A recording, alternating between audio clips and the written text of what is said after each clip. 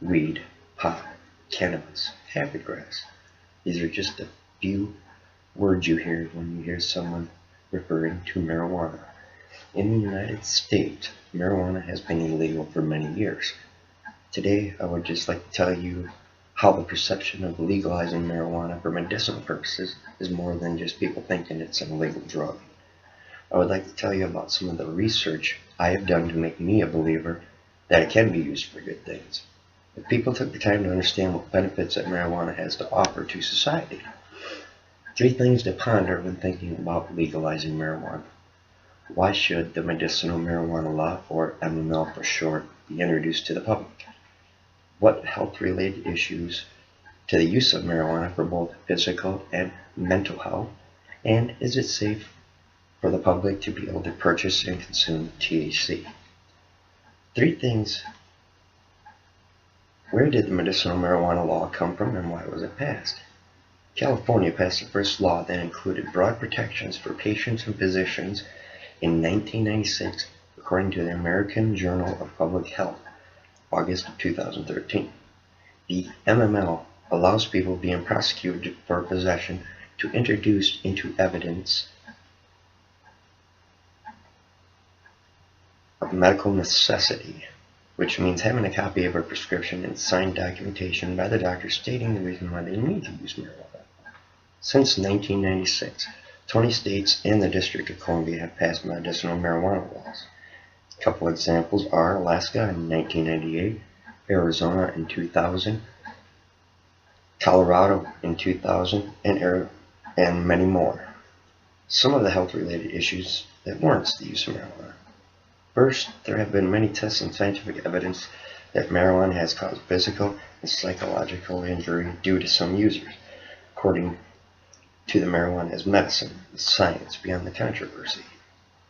Some studies, they would simply have someone smoke and give them a mind test using brainstorming and problem-solving strategies. Another test would be a physical test, concentrating on balance, hand-eye coordination, and endurance. These tests absorb both psychological and physical. Such as the mind test, they may show results in memory loss, or slower reaction time in problem solving, or simple problem skills. As for the physical test, fatigue sets in faster, or simple motor skills become a little more difficult, says Kamsi, The Science of Health, 308. Some of the uses or treatments for marijuana are for pain relief from a simple headache or to the equivalent of childbirth, says Mac and Joy, The Science Behind the Controversy.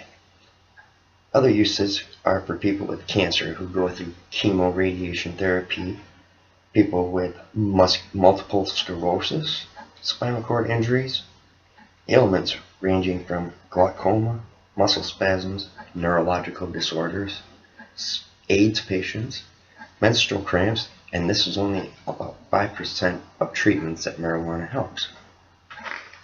Is society ready for marijuana to be legalized?